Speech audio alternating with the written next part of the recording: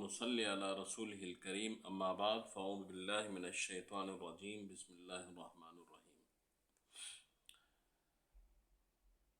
قال الله تبارك وتعالى عز وجل في كلامه المجيد والفرقان الحميد واعتصموا بحبل الله جميعا ولا تفرقوا. قال النبي صلى الله عليه وآله وسلم يا معاذ أتدري ما حق الله على العباد؟ قال الله ورسوله عالم.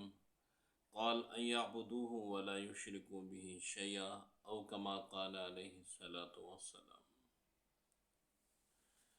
قرآن مجید کی جو آیات مبارکہ میں نے تلاوت کی ہے، اس آیات مبارکہ کے اندر مسلمانوں کو یکجہتی کا درس دیا جا رہا ہے، وحدانیت کا درس دیا جا رہا ہے. وَاعْتَصِمُوا بِحَبْلِ اللَّهِ جَمِيعًا وَلَا تَفَرَّقُوا.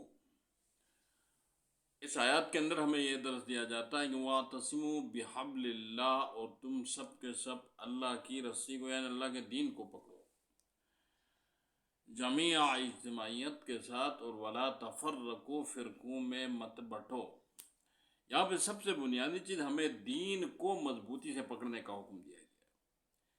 اگر دین کو مضبوطی سے پکڑنے کا ہمیں حکم دیا گیا ہے تو پھر دین کیا ہے ہمارا؟ دین ہے ہمارا اسلام، اور ہم مسلمان ہیں. ہماری پہچان دو ہی چیزیں ہیں، دین ہمارا اسلام اور ہم مسلمان ہیں.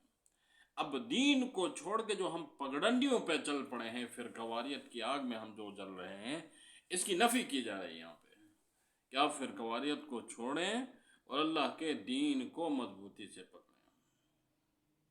اب جتنے بھی گروہ بنے ہیں، جتنے بھی فرقے بنے ہیں، اگر اس تناظر کے اندر دیکھا جائے اس آیات مبارکہ کے اندر، تو ہر آنے والا فرقہ دین کے اپوزٹ آتا ہے، دین کے مخالف میں آتا ہے، دین کے خلاف آتا ہے.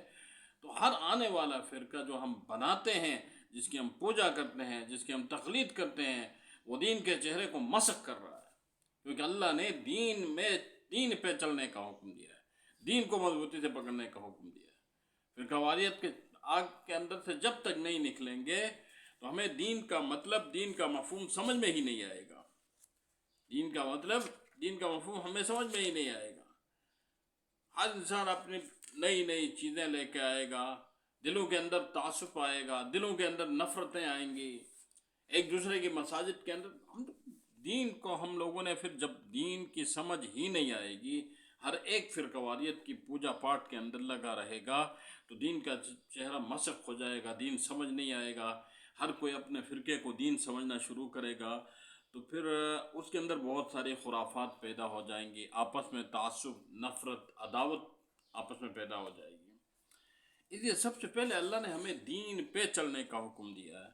تو آیا ہم لوگوں نے کیوں دین کو چھوڑ کے ایسے راستے اختیار کیے ہیں کہ جہاں سے اللہ تبارک و تعالیٰ کی بھی ناراضگی کا بھی خدشہ ہے اور دین سے دور ہونے کا بھی خدشہ ہے؟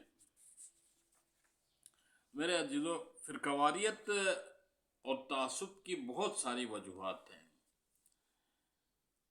سب سے پہلی وجہ یہ ہے کہ جب اطمینان اضطراب میں بدل جائے. ایک انسان دین کو اپنی قلبی سکون کے لیے اختیار کرتا ہے. انسان جو ہے نا، دین جو اختیار کرتا ہے وہ اپنی قلبی سکون کے لیے اختیار کرتا ہے.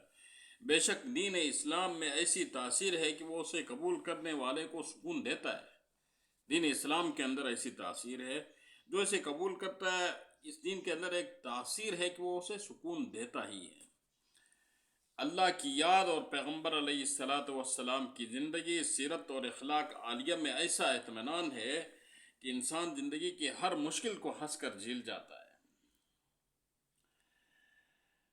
لیکن یہ اطمینان اضطراب میں تبدیل کب ہوتا ہے؟ یہ اطمینان اضطراب میں تبدیل تب ہوتا ہے کہ جب دین کے اندر تاثیر ہے، وہ آپ کے دل کو مطمئن رکھتی ہے، سکون قلب مہیا کرتی ہے. لیکن جب ہم دین کو چھوڑ کے فرقواریت کی آگ میں چلے جاتے ہیں تو ہمارے دلوں کے اندر اضطراب پیدا ہو جاتا ہے. ہم سوچ میں پڑ جاتے ہیں، میں اس ملا کی سنوں یا اس ملا کی سنوں.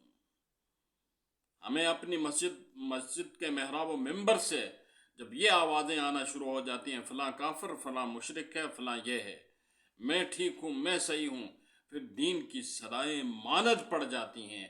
ہر کوئی اپنے آپ کو کلیئر کرنے میں لگا ہوتا ہے، پھر ہمارے دلوں کے اندر اضطراب پیدا ہونا شروع ہو جاتا ہے، بے چینی پیدا ہو جاتی ہے۔ جب آپ کے دل کے اندر بے چینی بھی ہے، اضطراب بھی ہے، تو سمجھ جائیں آپ دین کے اوپر مکمل طور پر عمل پیرا نہیں ہیں، کیونکہ جو دین پر مکمل طور پر عمل پیرا ہوتے ہیں، یہ دین اسلام کی تاثیر ہے کہ وہ اس کے دل کے اندر اطمینان پیدا کر دیتا ہے، وہ مطمئن رہتا ہے۔ ہاں، آتی ہیں تکالیف، آتی ہیں پریشانیاں آتی ہیں، لیکن تکالیف اور پریشانیاں جھیل کے بھی وہ انسان خوش رہتا ہے جس کی زندگی کے اندر دین ہوتا ہے۔ اور یہ اطمینان، یہ دین ہمیں اطمینان دیتا ہے۔ اس کی سب سے بڑی مثال آپ صلی اللہ علیہ وآلہ وسلم کی حیات طیبہ ہے۔ نبی کریم صلی اللہ علیہ وآلہ وسلم جو ہیں مطمئن رہا کرتے تھے، کیونکہ اللہ نے انہیں ایک عظیم دین سے نوازا تھا۔ پھر آپ صلی اللہ علیہ وآلہ وسلم کے صحابہ کرام رضوان اللہ تعالی علیہم اجمعین کئی کئی دن بھوک برداشت کیا کرتے تھے، ہر قسم کی تکالیف جھیلتے تھے، لیکن پھر بھی ان کے چہروں میں اطمینان ہوتا تھا، کیونکہ وہ دین کے پیروکار تھے، دین کے ماننے والے تھے، دین کے ماننے والے۔ آج کل ہم لوگوں نے گیٹ اپ تو سب کچھ بنایا ہوتا ہے، داڑیاں رکھی ہوتی ہیں، کرتے پہنے ہوتے ہیں، سب کچھ ہوتے ہیں، لیکن ہمارے چہروں کے اندر بے چینی ہے، ہمارے چہروں سے بے چینی آیا ہوتی ہے، ہم اضطراب کا شکار ہیں، ہم پریشانی کا شکار ہیں۔ وجہ کیا ہے؟ کہ ہم اوریجنل دین پہ عمل پیرا نہیں ہیں، بلکہ ہم پگڈنڈیوں میں، فرقوں میں بٹے ہوئے ہیں، فرقواریت کی آگ میں جلس رہے ہیں۔ ہر مولوی نے 5 فٹ کی مسجد بنائی ہوئی ہے اور کہتا ہے جو میں کہہ رہا ہوں یہ دین ہے۔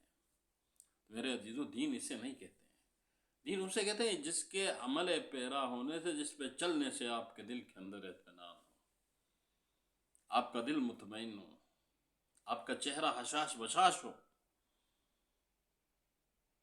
بنیادی وجہ جو ہے نا، یہ آپ کے دل مضطرب رہے گا، اضطراب رہے گا دل کے اندر جب آپ دین کو چھوڑ دیں گے۔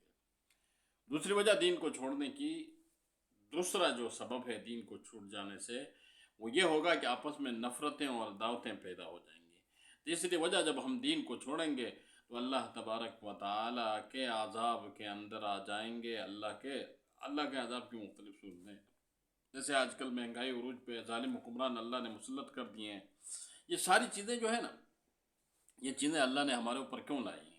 اس لیے لائی کہ ہم نے دین کو چھوڑ دیا ہے، دین پہ عمل کرنا چھوڑ دیا ہے، دین پہ چلنا چھوڑ دیا ہے، دین پہ عمل کرنا ہم نے چھوڑ دیا ہے۔ ایک دوسرے کے خلاف لگے ہوئے ہیں، ایک دوسرے کے خلاف لگے ہوئے ہیں، ایک کہتا یہ کافر ہے، ایک کہتا وہ کافر ہے، ایک کہتا یہ مشرک ہے، دوسرا کہتا وہ مشرک ہے۔ مسجد کو محراب و منبر، جہاں پہ آقا دو جہاں صلی اللہ علیہ وآلہ وسلم بیٹھ کے قال اللہ و قال رسول کی صدایاں لگاتے تھے، آج میرے مسجد کے محراب و منبر سے کافر کی اور شرک کی، مشرک کی اور بدعتی کی صدایاں لگتی ہیں۔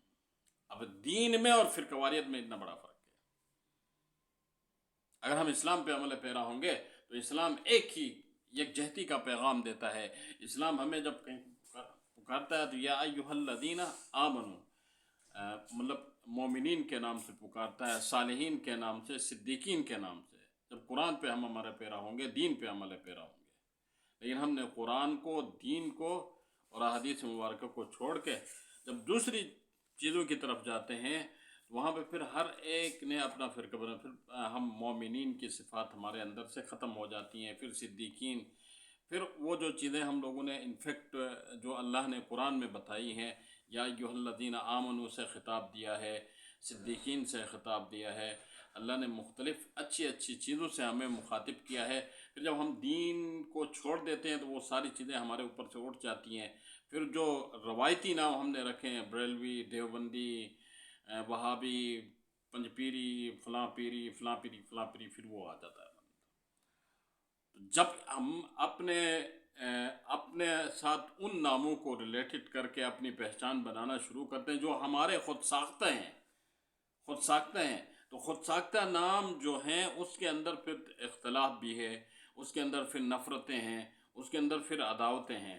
اگر ہم اس کے بجائے خود ساختہ ناموں کو چھوڑ کے ان ناموں کے ساتھ ریلیٹڈ ہو جائیں جو اللہ نے ہمیں دیے ہیں، ان اعزازات کے ساتھ مومن بن جائیں، مسلمان بن جائیں، مسلم بن جائیں، مسلمین والمسلمات بن جائیں، قانتین بن جائیں، صدیقین میں سے بن جائیں، تو اللہ نے اتنی بڑی بڑی اعزازی ڈگریوں سے نوازا ہے۔